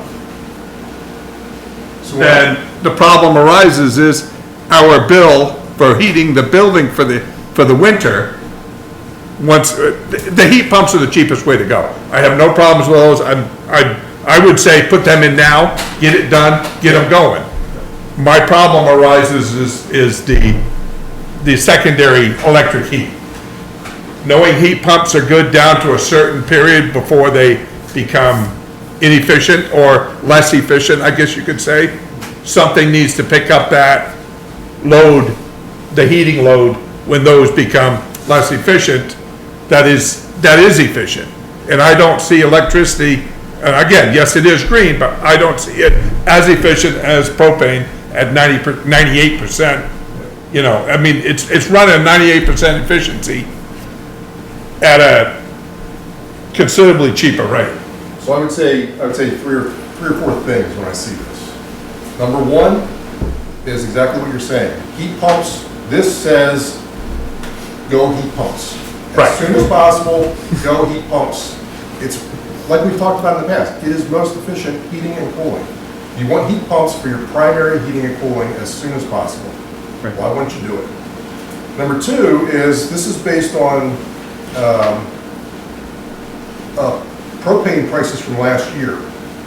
Yeah, this is the closest I could find. As we talked about, and that's all you can find. But it's electric prices from last year also. But what we do know is that there's a clean heat standard that is going into effect next year. So propane prices are going up.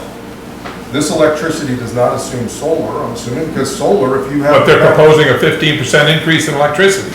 Not if you have solar panels. If you have your solar panels, you're. But right now, the town doesn't have solar panels. Correct. That's So, correct. right now, so That's we correct. look at, you know, the immediate needs. Right.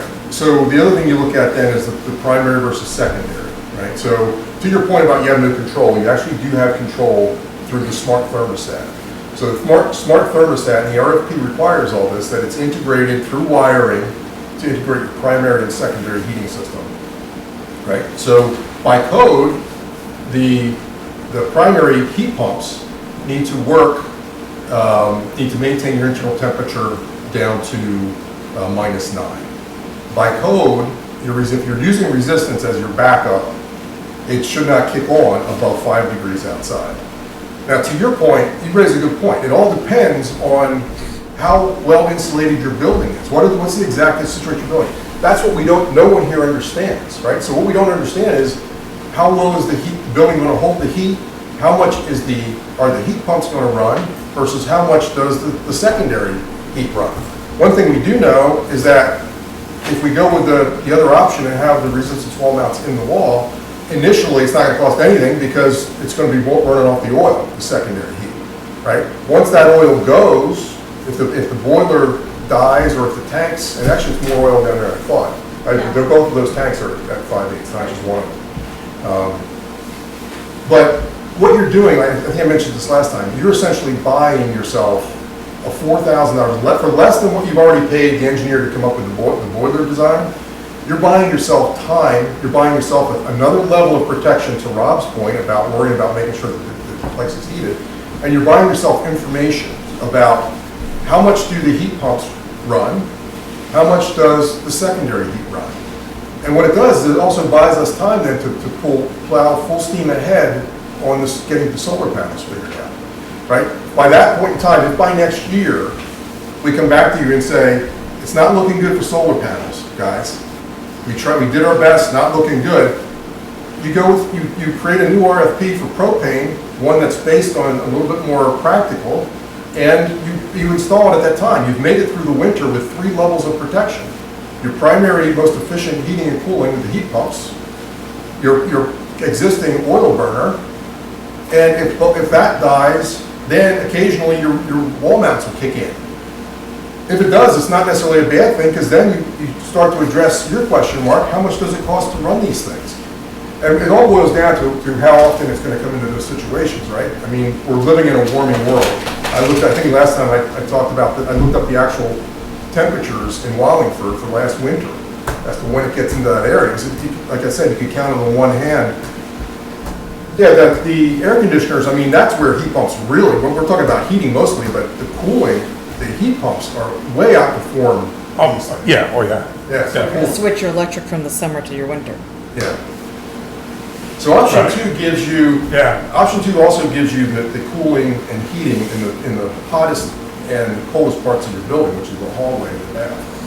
We're probably, Right. we're using So- these probably way more than you ever did. Yes. Yeah. So I think, I hear your concerns, I think that, and we've heard them before, Right. and frankly, we've incorporated, your feedback has been incorporated. Option 2 has evolved over the past 2 months, it really Right. has.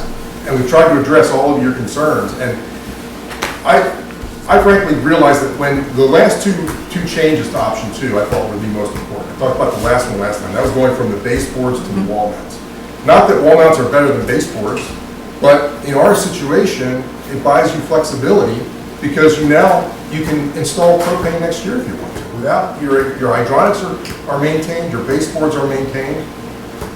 And then the other piece of it was the service, right? That was the biggest concern with going this direction with the. Right, it's still a So couple that- questions, but yeah. That should be a non-issue anymore. So, assuming that you agree with what we talked about tonight, and I can follow up with the fire district on that. But again, I think before we lock that down, I think it would make sense to get the bid or bids on the heat pumps, see what it is, and then we look at the exact numbers, the exact specs and everything, and determine from an electrical perspective at that point, what do we do? Right, do we need to take on that service? Frankly, I think it would make sense to do that regardless, just because there's no guarantees down the road that they're gonna be as cooperative as they happen to be. So if we need that extra capacity down the road, it'd be nice that's an extra bonus of doing it now. So you get that extra capacity now, it should be needed later. We need to go back and answer Julie's question. Yeah, so back to, so as far as the alternate goes for the RFP, for option 2, there's an alternate in there that has a bidder work up the cost of installing a new service. We don't think it's going to be needed. Do we still require the bidders to work that up, or do we say, not needed? I don't know how much work it is. To me, it seems like it'd be a lot of work to do it.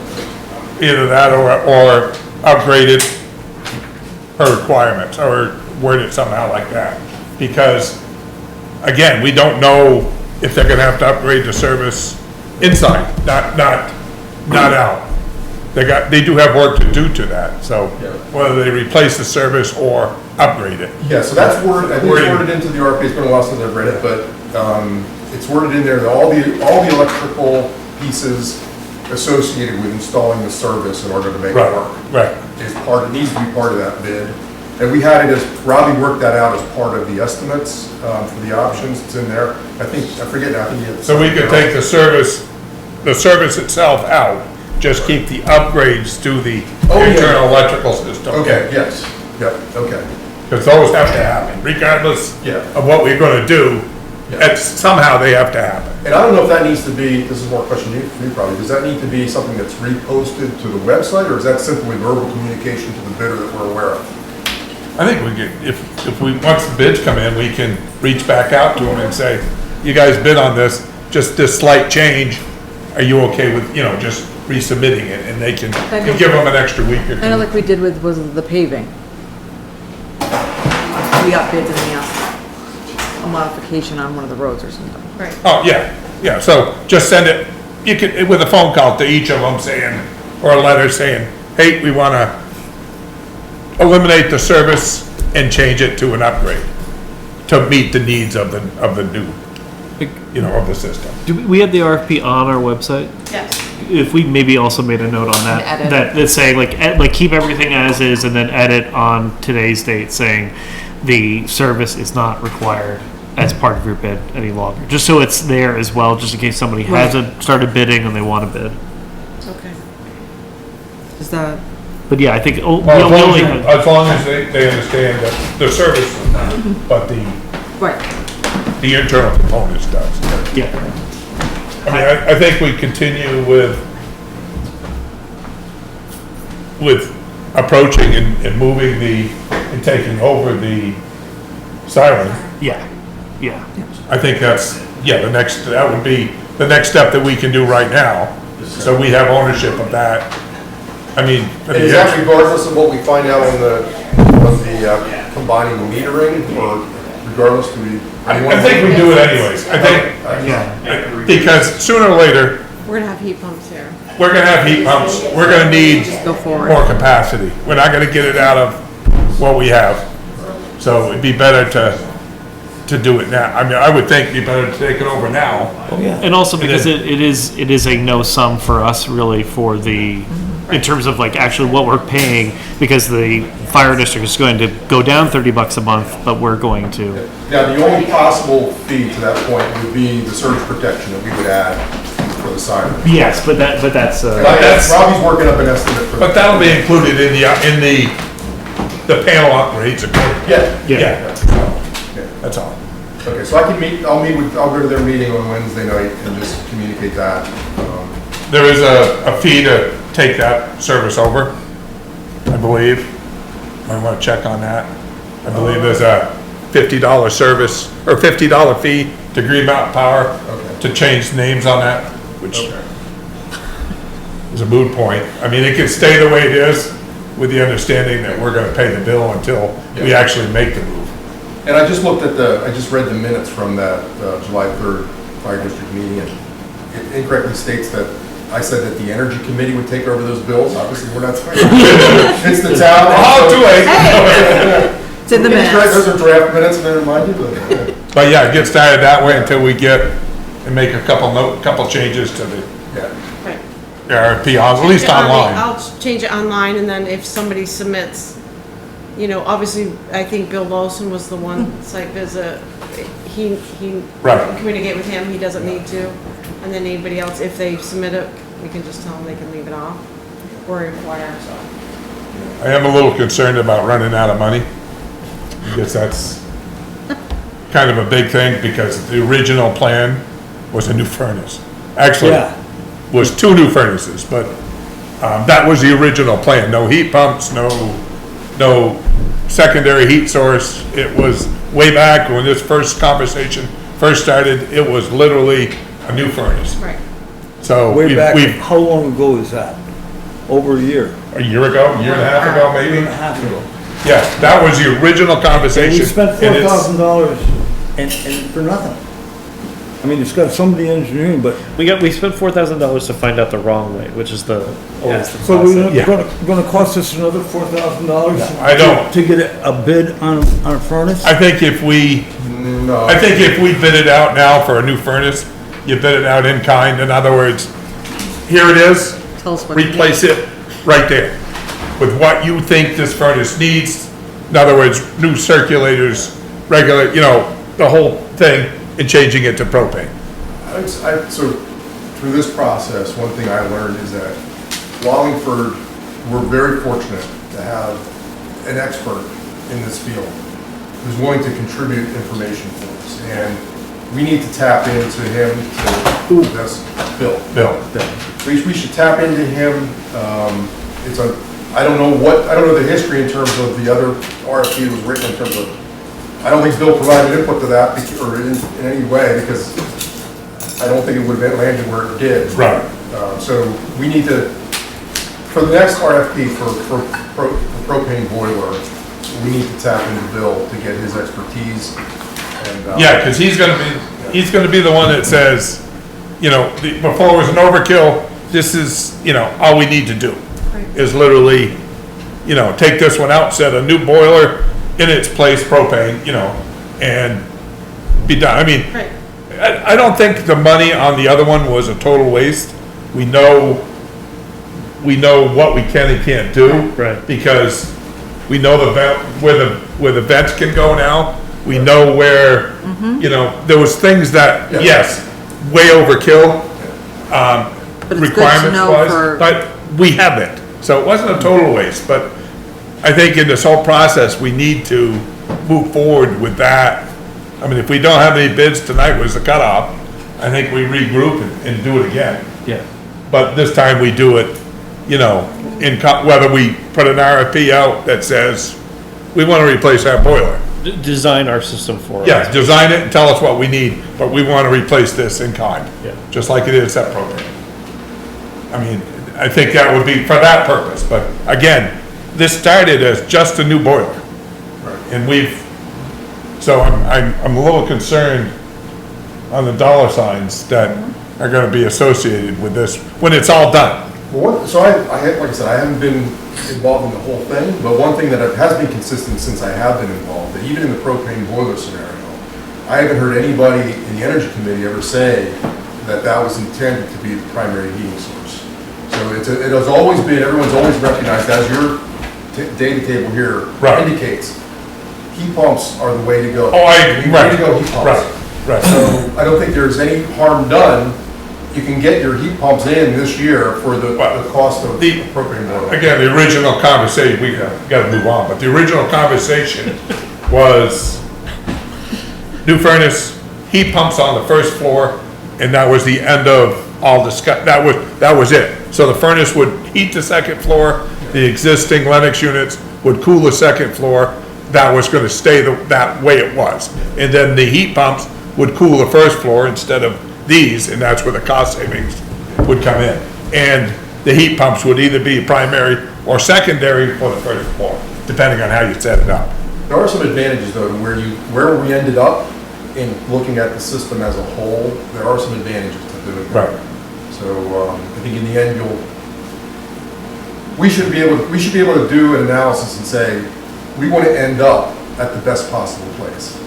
And we don't know all the answers now in terms of how well is the building going to retain the heat. Right. What percentage of overall heating is going to be from the primary versus the secondary. But by creating some flexibility to get through a winter with just making sure that we don't have any problems with heating and get some of that information back, it gives you more flexibility in terms of how you want to move forward then in the end. But again, the most important thing is getting that most efficient heating and cooling in to your entire building as soon as possible. And that's what we Right. should do. But again, it goes back. If you're super concerned about the resistance wall mount heaters, I mean, that's your option as to whether you put that in or not. I think it would make sense, just to Rob's concern, that if you're midwinter and the oil burner dies, now you're working with your, I mean, you can always put them in at that time too, but to me, it seems like it's a very low cost that you may never even use it, but it buys you that protection. It's a $40,000 insurance policy. The power goes out, Well, everything's done. Everything's done. Everything's you done. lose everything, but if you got a boiler down there, you could run a generator, a 220, and if it was an extended time of no power, it would heat the building.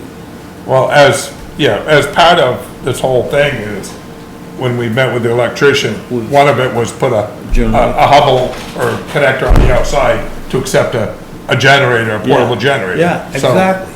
we have a way to. That, you don't think the power's gonna go out, but you don't know what's gonna happen. And, usually here it's not out. But I think if that makes sense if we're in a situation where we're using, because we're not really using this for a heated space as an emergency space yet. We haven't really We designated need a that. heated space or we're gonna spend, busting water pipes, so we need heat. Yeah. But, But just, yeah. So we're going to so the next step is we'll take over the Service, right? Do we want to do an RFP, change our RFP a little bit? Seems how it's already due, nobody bid, to change it for the furnace and reach out and continue that process along, well, the other one's still going. We've got till August 1st before we see the other one. Yeah, and your other boiler's still going, actually, so we just talked through 3 levels of protection for this winter. Right. I'm not sure why you would open up a new RFP for a propane boiler this year as opposed to next year. I just don't understand why. And that's- You raised the concern about upfront costs, I mean, Right. right? Yeah, I'm still going back in my head to that was the original plan, is the boiler. So I'm still, and that's why I say that, I'm still thinking that was the original plan and we've kind of, It's evolved. as it Made it more evolved way beyond. complex. made it more complex. Yeah, With more information and options, But Right. with the idea that we would use ARPA funds, which are completely, which we're good with. yeah, we just have that money that, well, as we said earlier, our sidewalk I know. is, I is understand. slated for construction in 2026. Okay. So you can anticipate, I'll bet you another 10%. That's what he said today, 10%. On top of- It's at 660 right now. Yeah, so you figure you're pushing that up to 720. 7, 8, 7, 70,000. Yeah. for the So, where I'm going is, yes, we have ARPA funds, They're but not. There's No, I limit. don't want to Don't just worry. throw them. No, Yeah, no. yeah, but No, no, just no, for but we something don't have that, that deadline is what I was referring to, is we don't, because we're gonna spend oh, we money can now spend or it later. whenever, yes. Right, that's, so Right. we can, since we have no bids and that's currently not an option. Right, right. I mean, we can rely on the furnace and, And we're gonna be Keep the getting duct tape in into the place winter and- season where we're not gonna want any of that She's work tired. getting done. Right. because I think Bill said we can't get, I don't know if I don't think he can get parts for it. I If it- don't, he's I don't- never discussed that. Somebody had said, we'll have an awful time getting parts for it, so. I mean, I don't know where that- I haven't heard Bill say anything of great Bruce concern said about that. the boiler.